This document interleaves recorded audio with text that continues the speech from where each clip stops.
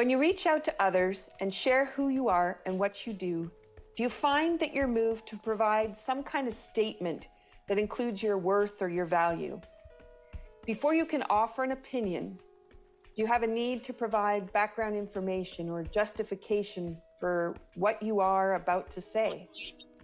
Perhaps you withhold saying anything because you don't want to feel misunderstood, or sometimes, often in my case, being way out there in your thoughts.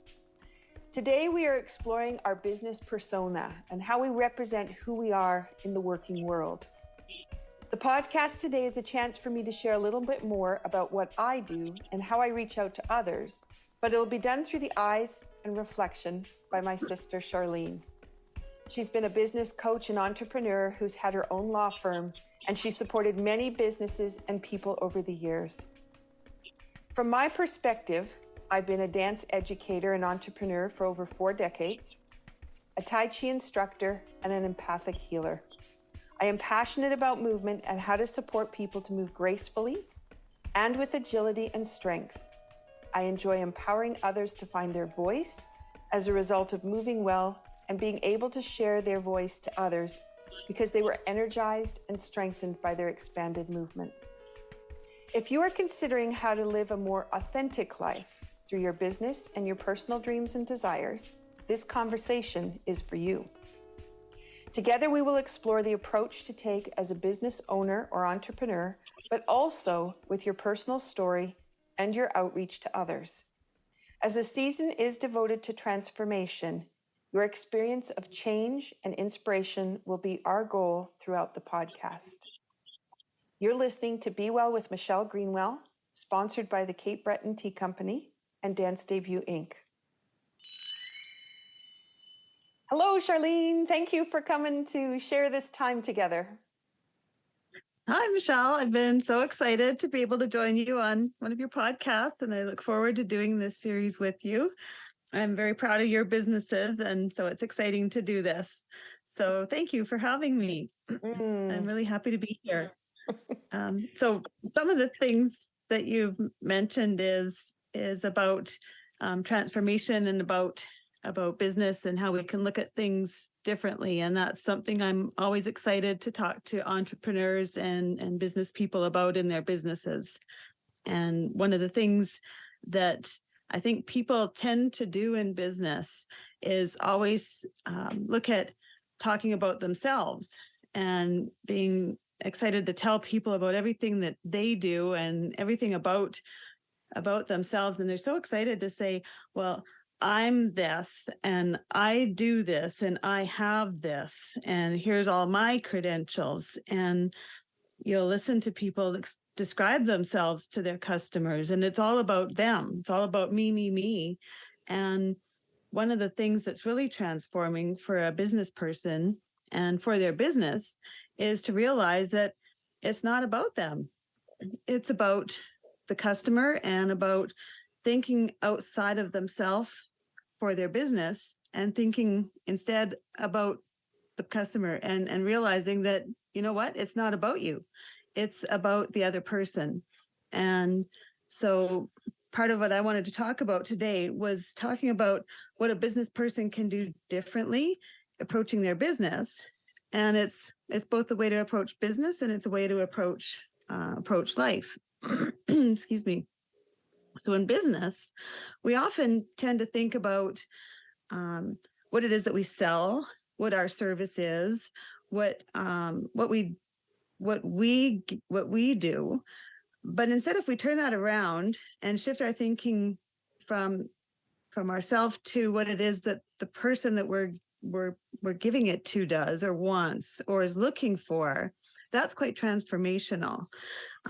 Even when we're writing our about page, when we're describing what it is that we're about, if we write it in terms of what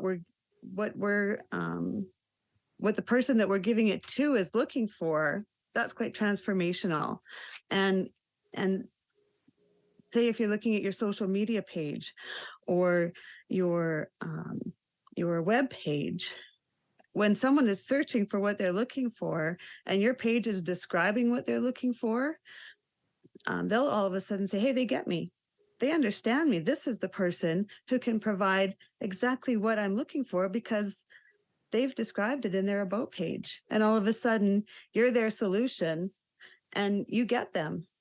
And now you're exactly what they need because you've described it in how you've described yourself, and you're their solution all of a sudden. Instead of being about me, about yourself, you're now about them.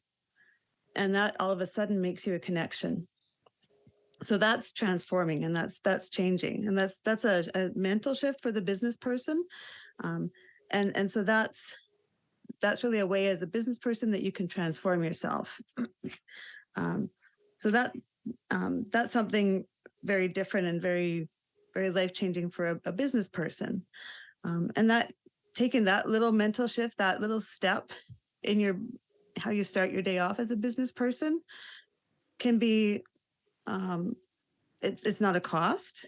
It's not anything you have to spend any money on, but it can result in dollars changing over time in how you do things. Mm-hmm. Mm-hmm.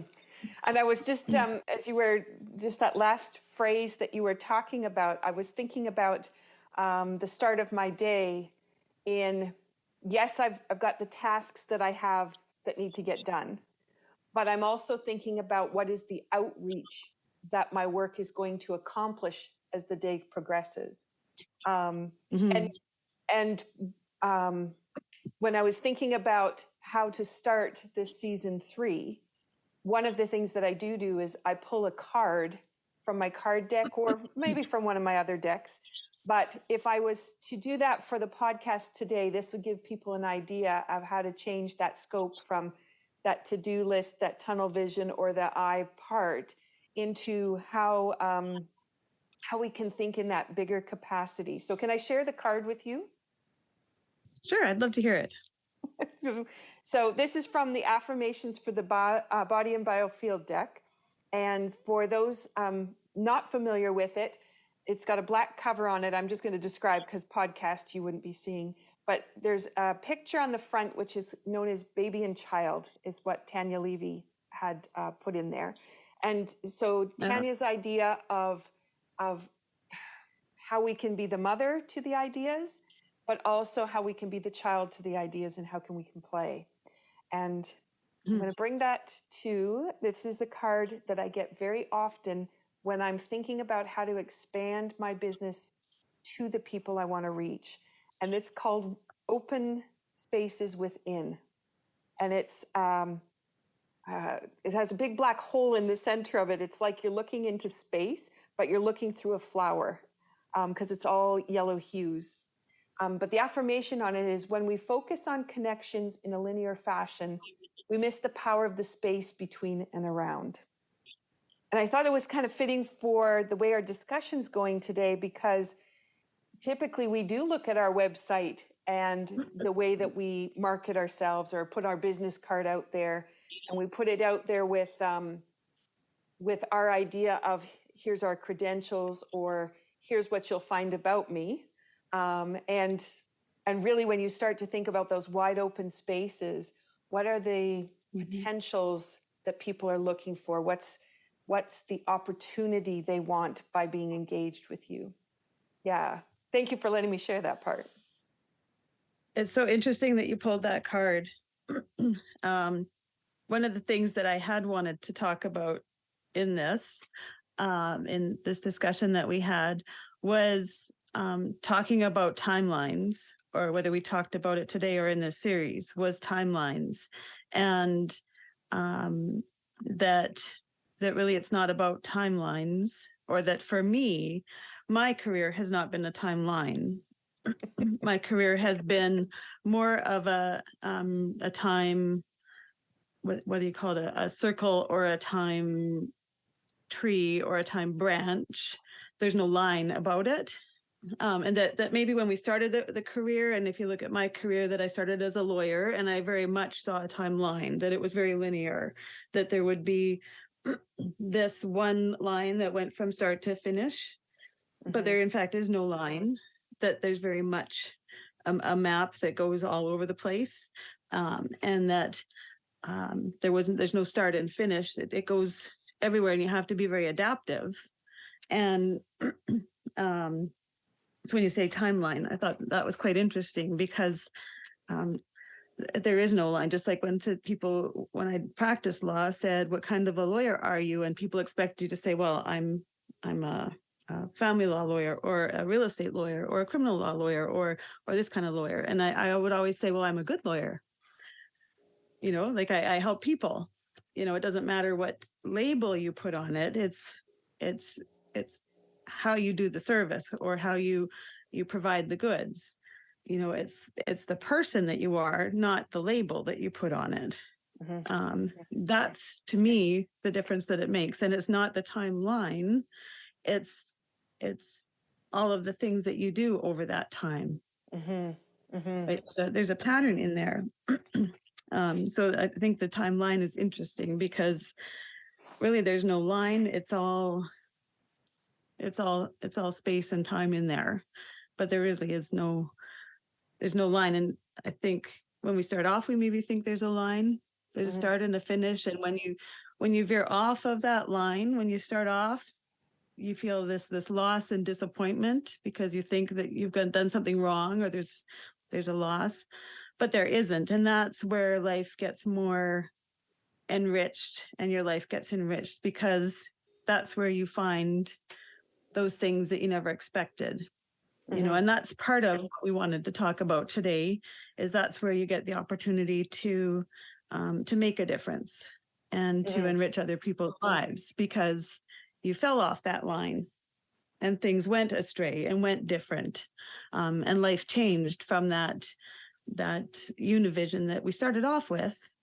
And for me, I had an opportunity to go different than the pattern that I always thought I would have, and did have a chance, and continue to have a chance to do things differently, and to experience life differently. And some of those things have changed from the perfect pattern that we saw. And certainly that means that some things in life are more difficult and more challenging, whether with health and with finances and with life experiences. But that's also where I'm more appreciative of things in life. And I recognize where I have more opportunity and more benefits than other people in the world. And I also have an opportunity to help people differently in the world. And that is life changing. And that is transformative. Getting back to your themes for this year as well.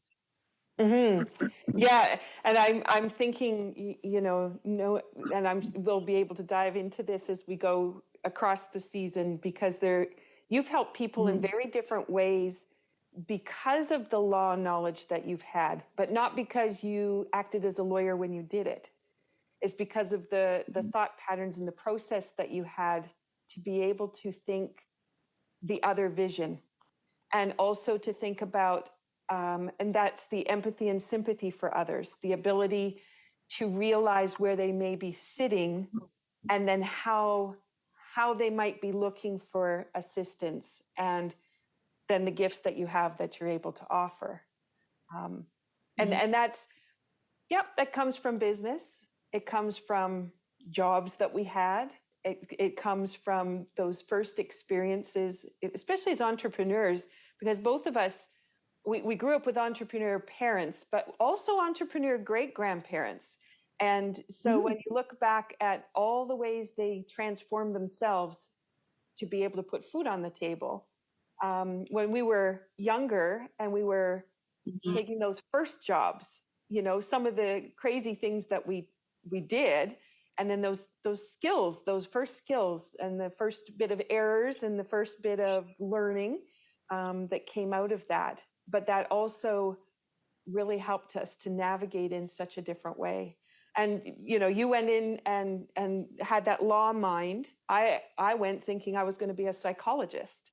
And as soon as I got in there, year 3 was, I cannot do this job. There's no way.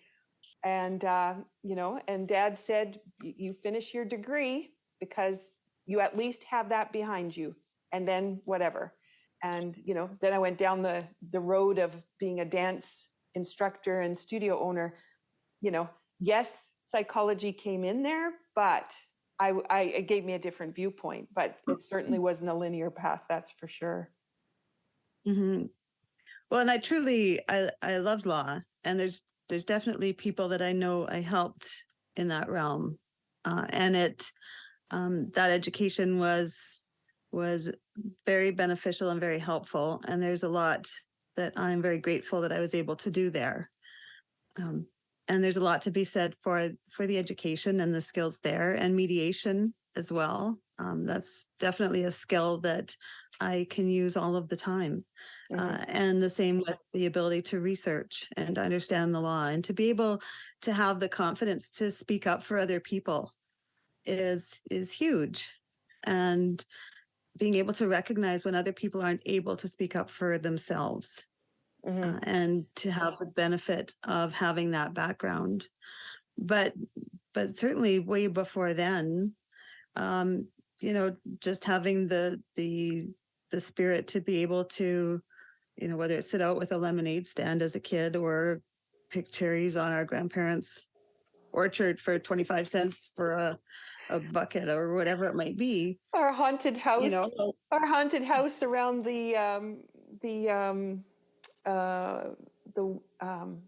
what's that called? The laundry. The deck. The laundry. The clothesline. The clothesline. Yeah. I had forgotten about that till just now. Yeah. What was that? 5 cents to get in? So you could feel grapes and spaghetti? Yeah. Stick your hands in grapes or spaghetti and things like that. There's all sorts of places where, just having that strength of spirit, but also knowing where other people don't have that confidence or that support or that feeling of safety, is huge. And there's certainly a lot of places, both here and in other places around the world, where whether it's women in insecure places, or children, or people who don't have money or homes or food insecurity, whatever it might be, are really not in a place where they ever feel that sense of security or safety. And it's really, it's really gives you a sense that we come from a place of privilege, whether that's because we're not rich by any sense of the imagination, but we come from a place of privilege just because of where we were born, and the country we live in, the society that we live in. We're really advantaged, and we're blessed. And I've certainly had that feeling over the last several years, even having had a lot of change in circumstances. I know that I'm blessed differently than a lot of places in the world. And that's really been impressed on me. So it's interesting to see, and I've had the opportunity to be able to meet people from across the world who haven't had that experience and who struggle daily to just be able to find food for their family, or to be able to have a roof over their head.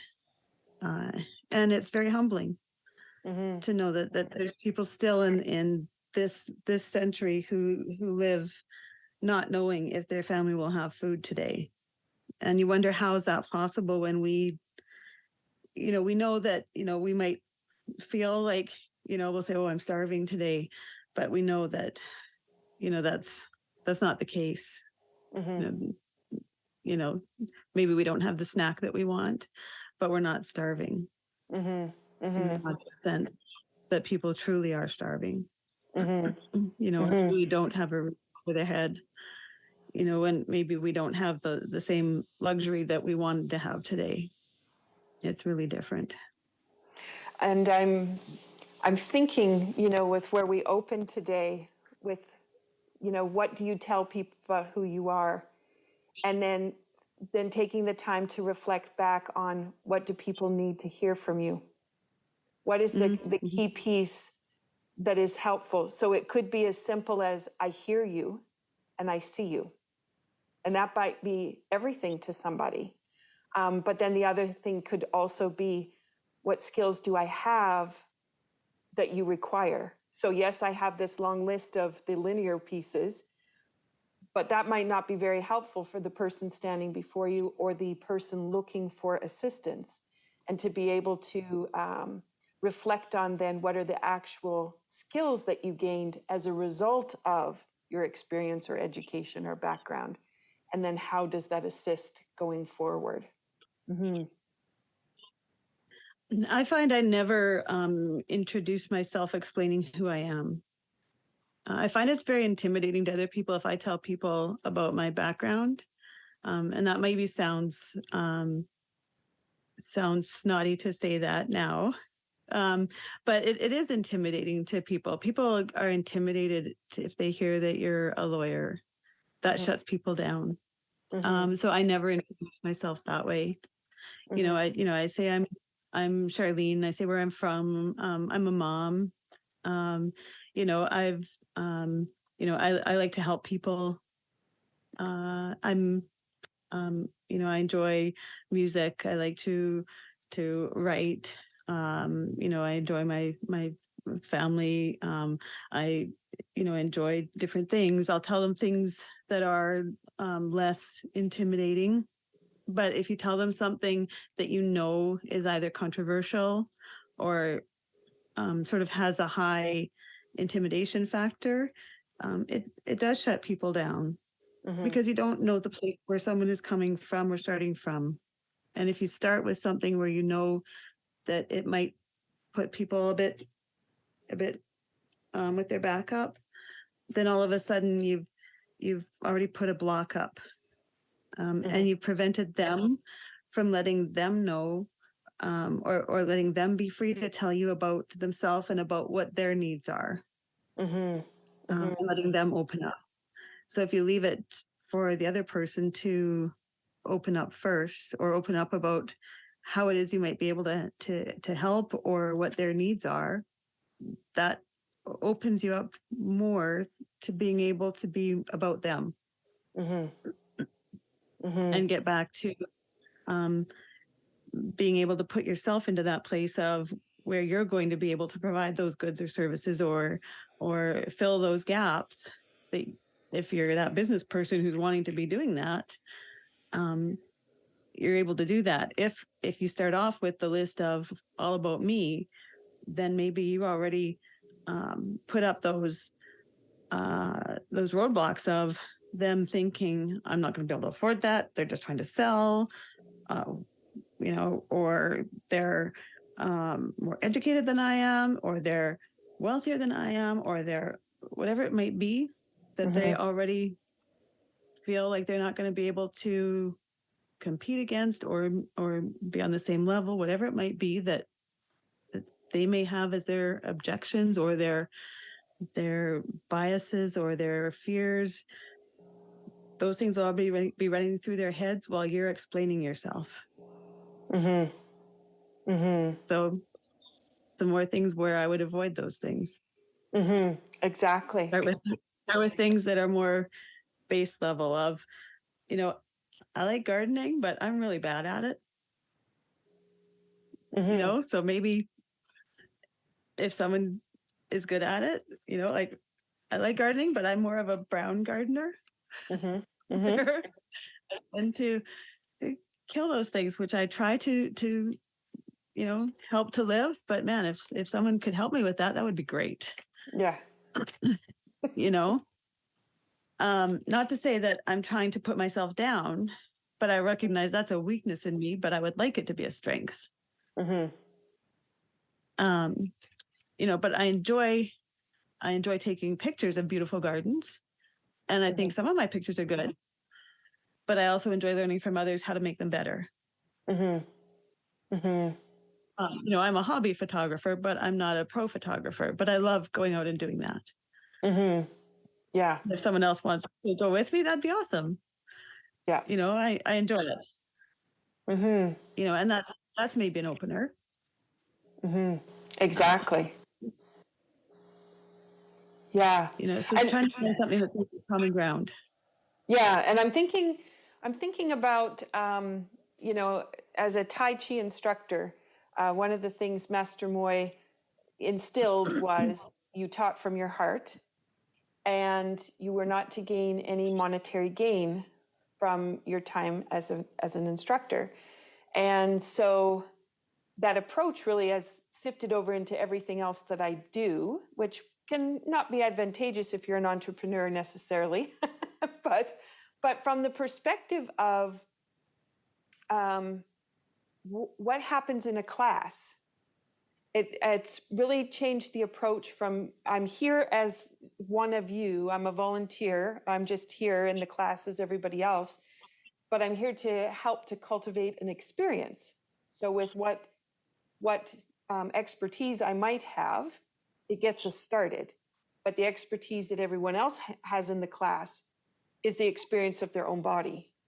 And so as we're moving through patterns, to be able to ask people, what do you experience? How does that work? What else do you need in order for you to be able to get that movement better?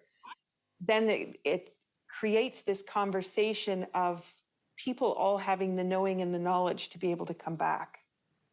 And I think that approach, I brought that approach actually into teaching dance and did a lot of collaborative work that way. And I've noticed since that time, that's the best part of being an entrepreneur, is the collaborative pieces that I can bring into any conversation. And that really does provide for that equal playing field of the expertise of the other people, but also their interests, which is, as you were describing. And so it's an interesting idea to bring forward, is where that collaboration can really go. And then when you're trying to serve rather than try to focus on your receiving, it transforms that relationship in such an enriching way. Mm-hmm. Yeah. What I found interesting, even working as a lawyer, so I was one of the few lawyers from my graduating class who started off, I went from articling right away to being my own boss. I started off with my own practice right away in Red Deer in Alberta. And almost everyone else went to the large firms or larger firms. They wanted to join a firm, they wanted to article with a firm, then join the firm, and then work their way up and become partner and everything. And I I articled with a sole practitioner, and then eventually, within a short time, went out on my own and built up my own practice and clientele. And I found that really it was quite relatively quick to build up by word of mouth referrals, and my colleagues from law school would say, well, how can you do that? How is that possible? And it's, well, it's just by working with one and them telling someone else, and it's just by being good to people, and it's how you treat people and learning with them. And one of the things that I did was I had, I always told, I had farming clients, and I would tell them, that the teapot's on, when calving season is done and you happen to be downtown, my teapot is on. And my friends would say, well, isn't that kind of weird? I say, well, no, it's just, your door is open and you just be friendly. Yeah. And with my seniors, if I did wills and estates planning with them, it was the same thing, that, when they came in, that the first thing is you put the teapot on, and you sat and you chatted a little bit, and you knew that they had grandkids and what they were doing in the community. And it was about being about the person and not about the billable hour so much. And maybe that didn't maybe make you as rich and as money focused as I might have been if I was in a big firm. But it meant that I knew every one of my clients by name, and you knew them if you went out in the street. And it meant it was much more engaging, and you felt very much like they cared about me and I cared about them. Mm-hmm. And it built a clientele very quickly for myself anyway. And Mm-hmm. it felt very comfortable. Mm-hmm. Yeah. You So know, and I let's certainly love that. segue that thought process into what's going to be a special for the podcast season, which is you're going to be talking about compassionate living, and you'll have your own section in the month when we release the podcast. Do you want to talk a little bit about what that's going to look like? So compassionate living goes back to our high school days, and someone that you knew and I knew. And it also connects to Facebook, strangely enough. One day in Facebook, I got this bizarre friend request, and I never ever expected or never accepted unknown friend requests. But for whatever reason, this one day I did, and I answered this friend request, and talked to this person for a little while, and then it was connected to a friend way back from high school. That a common friend was a friend back in high school, and happened to be someone that you knew from high Mm-hmm. school, Mm-hmm. right? Dwayne, Mm-hmm. Dwayne Higgins. And after a couple of weeks of chatting to this person that I didn't know, and we got to chatting daily, this person, Stephen, I finally messaged Dwayne from high school and said, I never talk to anyone I don't know. But he happens to also be a friend of yours, Dwayne, from way back. Do you remember me? He said, yeah, I remember you. I went to school with your sister. I said, yeah. I said, so this person that I'm chatting with, is he for real, or is he like a scam? Because he's all the way from Malawi in Africa. And Dwayne said, you know what, Char? Absolutely. He's for real. I worked with him in an orphanage in Africa. We both worked there, and he's the real deal. You can trust him. I said, okay, good, because my heart told me I could believe in him, but, it seemed a little, I've never just chatted from out of the blue. So once Dwayne had said, this is someone you can trust and believe in, he's 100%, authentic and just a sweetheart of a guy, by all means, then I said, okay, good. So I started chatting with this person. His name was Stephen Moyo, and he and his wife lived in Malawi in Africa, which is one of, if not the poorest of the poorest countries in the world. And at the time, his wife was 8 months pregnant, 8.5 months pregnant, and due with they already had 3 kids at the time, and she was pregnant, and their baby was due anytime. And we were chatting, and that was almost 6 years ago now. And when you say chatting, you were texting, because they don't have the ability to talk by phone. So you're doing this through texting. That's right. We were messaging on Messenger, Facebook Messenger. Mm-hmm. So we started messaging almost daily. And Stephen, at that time, he wasn't a minister at the time. He preached. He helped with the ministry in their church. Mm-hmm. He wasn't a full-time minister at the time. He later became the minister of their church, but he wasn't a full-time minister at the time. But he was sending me, he sent me pictures of Maria, his wife, at her level of pregnancy, and pictures of their kids. And we chatted. And my background before I was in law was, I had a BA honors in sociology. So very interested in culture and society and cultures and how people work. really, and how cultures work.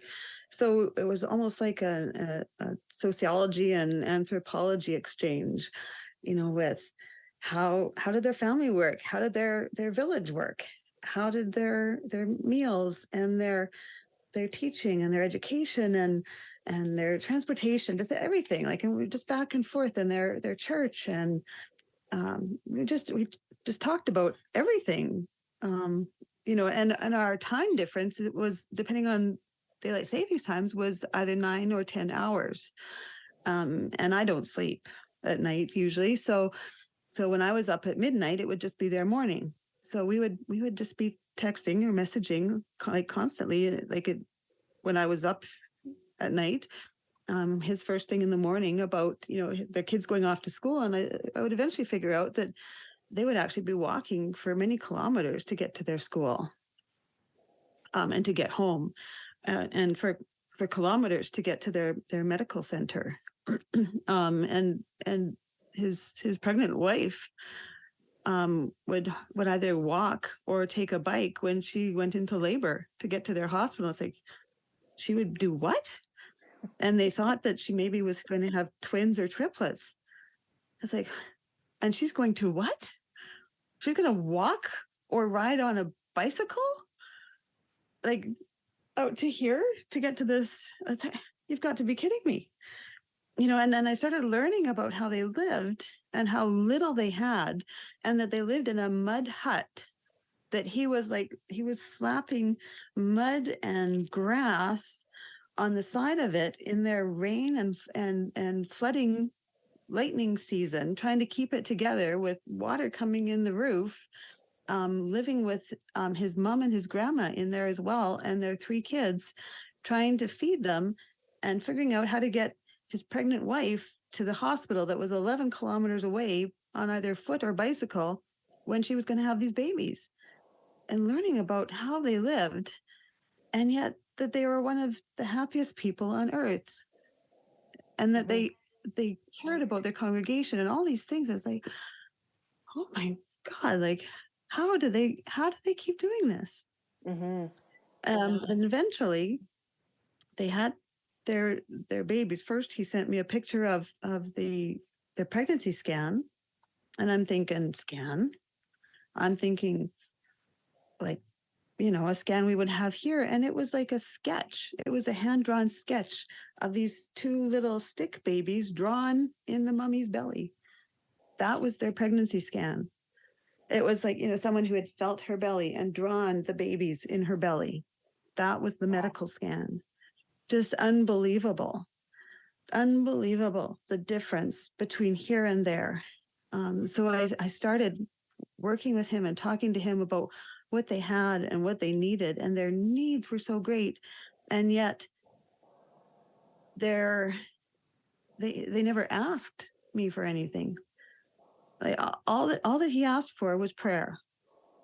If I could join them in prayer, that she deliver safely, and join him in prayer that they have food. He never asked for money. And they had no safe water supply. They carried water in jugs on their head from several kilometers away from a borehole that had very high salt content water. That he told me about all these things because I asked about them. But he never asked for money. But then I sent them money so that they could pay for a bike taxi to get to the hospital, which was still several kilometers away. And I can't imagine being hugely pregnant and riding on the back of a bicycle to get to the hospital. I can't imagine that. It was bad enough driving in a car going over a set of railroad tracks getting to the hospital pregnant. So I can't imagine that. Yeah. But then I started to fundraise to raise money for what's called hippo rollers, to help them to roll water the several kilometers to get to their home, instead of several of them carrying the pails and buckets back and forth for water and things like this. And over time, I started learning different things to help them. And there's lots and lots of stories we can talk about. And that's what that podcast is for. Yeah, absolutely. Now we're forward almost 6 years, and so much has changed over that time. Um, we've done things that have helped the village some, and more importantly, the family. But there's been a lot of losses, and in the last year and a half, there's been also Hurricane Ada, and more recently Hurricane Freddie or Frederick, the latest one that has, or cyclone, I guess it was, that's been very, very devastating. In the last month and a half, that one went through. That was the biggest cyclone in recorded history in that hemisphere, that hemisphere of the world. So absolute devastation that they've suffered. So now I'm on a mission to help change their lives and bring it back, because they're suffering immensely. So that's a huge mission for me, because for me, outside of our personal family, to me, they are family, and they're suffering, and there's no need in our world today for that suffering to be happening. And that's somewhere where I know that I can and should be changing lives. But I also know right now that there's 16 lives that wouldn't exist if I hadn't have done something to help before. And that's amazing, because to know that where I'm at now in my life, to know that I have made that difference is incredible. And that's something I want to be able to share with other people too, and say right now I need help to continue to change their lives and help their lives. But to know that with very little effort, we can save. Like, we can wake up in the morning and say, oh, that's amazing. Like, we can do this. You know, with very little effort, we can help rebuild a house for these people at almost no cost to us, but we can put them back in a house. Right now, they're without one. Yeah. You know, Yeah. it's incredible. So, yeah, I'm excited to tell people about it, because the story is, it's like a made for TV movie. It's just every week or two, it's like you're kidding me. How could that happen? And you lived. Yeah. Like, it's amazing. Yeah. I mean, there's a few people who haven't lived, which is also shocking. But then somehow there's others who have, and it's incredible. I really look forward to how compassionate living is going to unfold across the season. And as we take part of the podcast time each month to talk about transformational processes people can experience, and then the opportunity I have to talk about business with you and talk about our perspectives and how we really approach things and what we put to the forefront of our thinking to create that authentic and that moving experience that we can have in business and as entrepreneurs.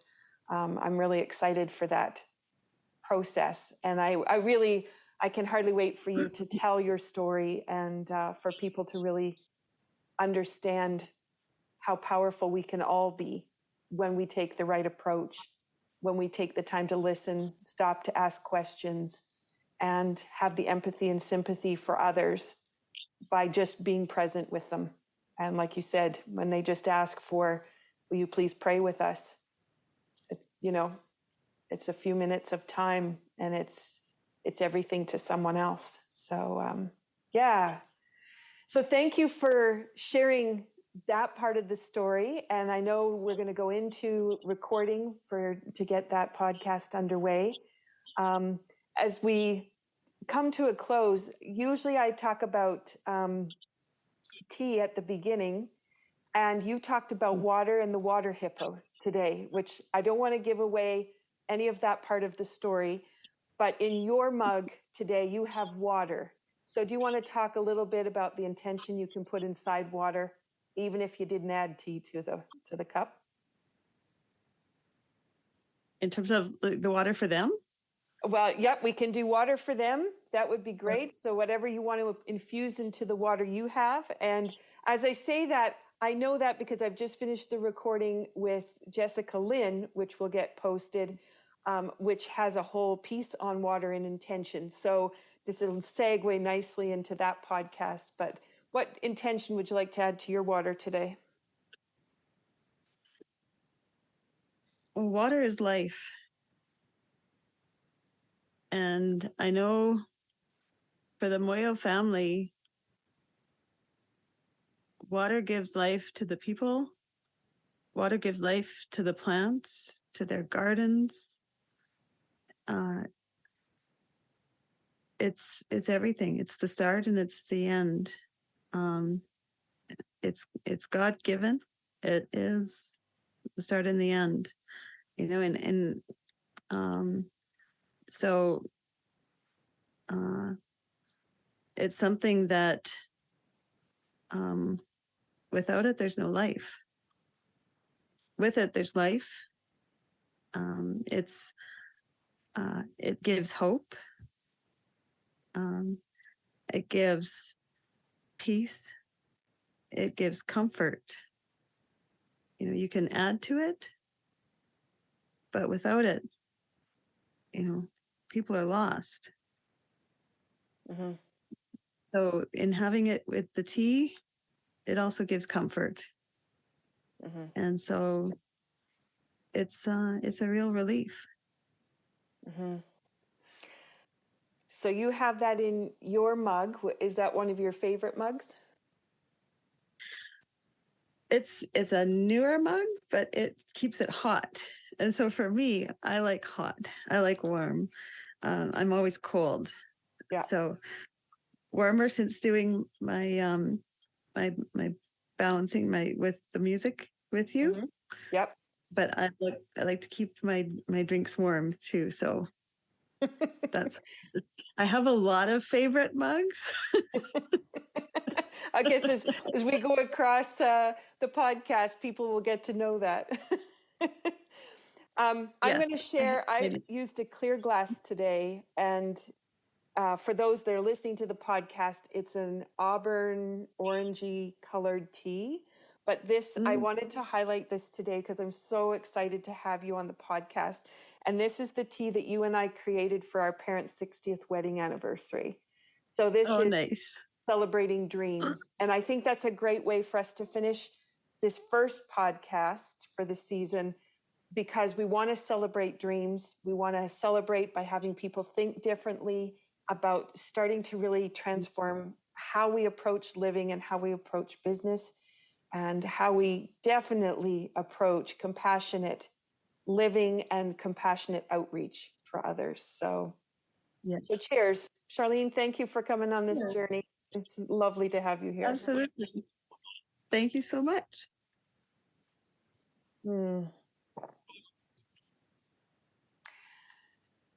So with that, I usually offer some kind of movement that people can do. And what I'm just going to suggest today is that they spend a few moments thinking about how this podcast will be able to transform the way they're thinking and to create the impetus for them to really go towards what they really truly want, and for the voyage that we're going to have with the Moyo family, and how we're going to be able to make a bigger difference for more people in the world as we go forward with the podcast.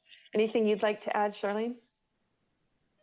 No, I think just to remember to think outside themselves, and to think of the people that they're working with, and thinking about the other person, and to remember to it's not about you, it's about them. Beautiful. So season 3, we are devoting to the transformational process that happens when people reach into their authentic selves and create magic. Our season has several publications, so we've talked about those today, and we hope they inspire and empower you to consider living your true heart's desire with love and compassion for others at the forefront. Thank you for joining us. This is Be Well with Michelle Greenwell, wishing you the courage to face your own transformation for the well-being of those around you. Have a great day.